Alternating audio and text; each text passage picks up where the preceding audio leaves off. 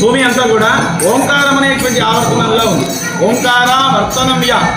అందులో ప్రవహించేటువంటి నీళ్లు యజురమల తుష. అందులో ఉండేటువంటి నీళ్ళంతా కూడా యజుర్వేదం అంటారు. యజురమల తుష. ఆ నీళ్ల పైన వచ్చేటువంటి ధ్వని అంతా కూడా సామగంభీర ఘోష.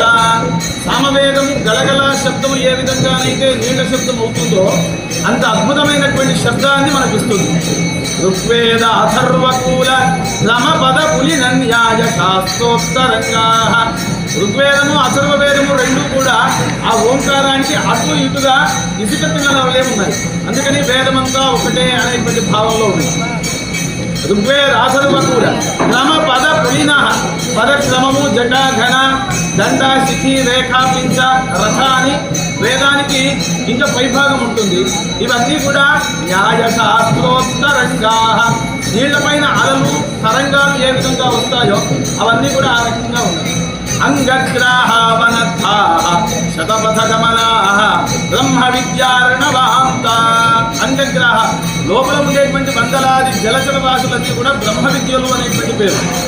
విద్వద్వా జాహ్నవీయం శపయతు దురితం సర్వదా సర్వదా. అటువంటి వేద శివ శివో వేద వేదాధ్యాయీ సదాశివ. వేదాన్ని అధ్యయనం చేసేటువంటి వాడు, అధ్యాపన చేసేటువంటి వాడు, నిరంతరం వేదం కోసం కృషి చేసేటువంటి వాడు శివస్వరూపుడు. అలాంటి జగదేపురం వేద పాఠశాలను నడిపించినటువంటి లక్ష్మీనారాయణ తాత గారు కూడా శివస్వరూపుడు. ఆయన ఆధ్వర్యంలో జరిగి అనేక మంది విద్యార్థులు విద్వద్వా జాహ్నవీయం, వారి నోటి నుండి వచ్చినటువంటి ప్రతి మాట కూడా గంగతో సమానమైనటువంటి. అలాంటిది సత్వయాగం ఏ విధంగా చేయాలి అనేటువంటి ఉపనిషత్తులు మనం చెప్తున్నారు. తస్యైవం విదుషో యజ్ఞస్యాత్మ. యజం ఒక మనిషికి యజ్ఞం అనేటువంటిది తన దేహం, యజమానుడు అవుతున్నాడు తాను. శ్రద్ధాభక్తి, తన యొక్క శ్రద్ధ మొత్తం కూడా భార్య.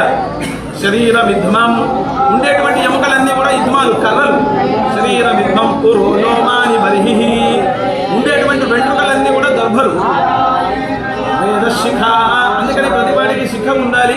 శిఖ వేద సమానమైనటువంటి వేద శిఖ. హృదయం యూప. ఒక యాగం చేయాలి అంటే ఒక యూప స్తంభం కావాలి, అది హృదయం అవుతుంది. హృదయం యూప కామ ఆజ్యం, వాడి యొక్క కోరికలన్నీ కూడా నెయ్యి అవుతున్నాయి.